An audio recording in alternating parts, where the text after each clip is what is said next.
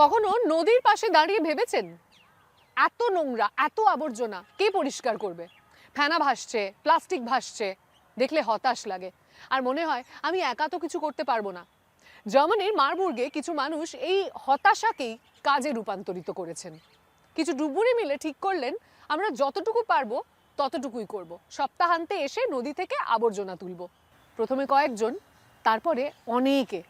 চলুন দেখাই কি করে ছোট্ট এই উদ্যোগ সত্যিকারের পরিবর্তন নিয়ে আসছে। লান নদীর গভীরে কাদার মধ্যে একটা পুরনো ট্রাকের টায়ার গেঁথে আছে। লানের ডুবুরিদের কাছে এটা বড় রকমের সমস্যা। এই স্বেচ্ছাসেবী দল নিজেদের শহরের নদীকে পরিষ্কার রাখতে চায়।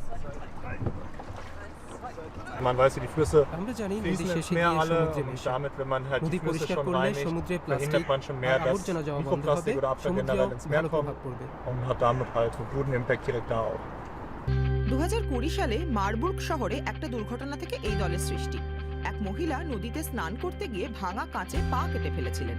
তিনি বন্ধুদের নিয়ে সেই জায়গাটা পরিষ্কার করতে নামলেন। নেমে তিনি দেখেন পুরো নদীটা যেন একটা আবর্জনার আস্তাকুঁড়। জোনাস 3 বছর ধরে এই দলের সদস্য। আবর্জনা তুলে গাড়িতে করে নিয়ে যাওয়া তার দায়িত্ব। Heute haben wir আমরা tatsächlich এইমাত্র ganz একটা frisch ট্রাম্পেট eine পেলাম। Trompete খুব gefunden. অদ্ভুত Das ist ঘটনা। relativ ungewöhnlich. আমরা বেশিরভাগ সময় Ansonsten, সাইকেল আর was রাস্তার wir sehr সাইনবোর্ডই oft পাই। haben, sind irgendwie Fahrräder oder Bausteinschilder. জলের তলায় ঠিকমতো কিছু দেখা যায় না। ডুবুরিদের জন্য এটা খুব বিপজ্জনক। তারা মাছ ধরার সুতোয় জড়িয়ে যেতে পারেন। তাই স্বেচ্ছাসেবকদের অক্সিজেন সিলিন্ডার নিয়েই নামতে হয়। অথচ এখানে নদী মাত্র 1.5 মিটার গভীর। কখনো দ্বিতীয় বিশ্বযুদ্ধের সময়ের বোমাও পাওয়া যায়, তবে বেশিরভাগ সময় সাধারণ জিনিসই পান তারা। এখন পর্যন্ত পরিবেশ কর্মীরা 100 বারেরও বেশি নেমে প্রায় 20 টন আবর্জনা তুলেছেন। এক একটা ময়লার টুকরো তুললে একটু একটু করে শ্বাস নিতে পারে যেন নদীটা।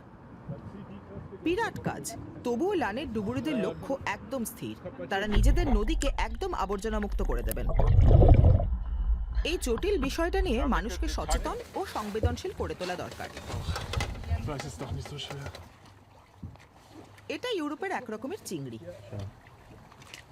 অনেক ডুবুরির মতো অ্যানিকাও জীববিজ্ঞানের ছাত্রী।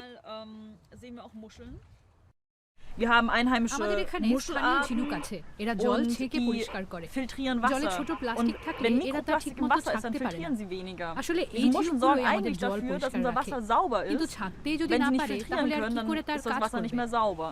যখন Was ein দেখি bisschen ব্রিজের frustrierend তলা ist, মাত্র ist, dass 1 es মাস eben আগে auch Ecken পরিষ্কার gibt, করার gerade an পরেও Brücken, সেখানেই wo wir আবার reinkommen 3টে wissen shopping genau, da cart waren wir আর letzten 2টো Monat cycle und es পড়ে sind আছে, schon wieder 3 তখন neue খুব হতাশ Einkaufswagen লাগে। und 2 Fahrräder drin.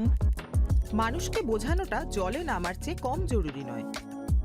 তাদের তথ্যকেন্দ্রে লানের ডুবুরিরা নিজেদের পাওয়া সবচেয়ে অদ্ভুত জিনিস প্রদর্শন করেন। ইনস্টাগ্রামে এদের 15,000-এরও বেশি ফলোয়ার। সমুদ্রের জীববিজ্ঞানী রবার্ট মার্ক লেম্যানের মতো বিখ্যাত পরিবেশ কর্মীরাও এদের পাশে দাঁড়ান।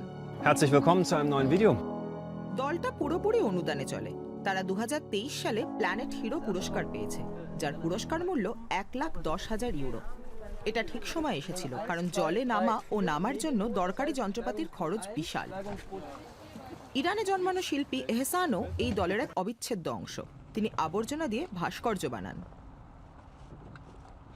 Ich muss erstmal übersetzt চোখে die আঙ্গুল দিয়ে zum দেখানো Beispiel দরকার। 2 Tonnen aus Müll, 2 ton das আবর্জনা bedeutet বললে nichts. কিছু বোঝা Aber যায় wenn না। wir haben ein কিন্তু 2 টন schönes আবর্জনা Bild দিয়ে von যদি একটা 2 Tonnen ছবি aus বানাই Müll, তখন dann বোঝা যায় ja, তার man পরিমাণ। bemerkt, okay, das ist ja viel groß. এহসান এবার মারবুর্গের বিখ্যাত কাইজার উইলহেম টাওয়ার বানানোর চেষ্টা করবেন। সারা দিন ধরে কাদামাখা জিনিসগুলো জুড়ে তিনি 12 মিটার লম্বা একটা মোজাইক তৈরি করেন।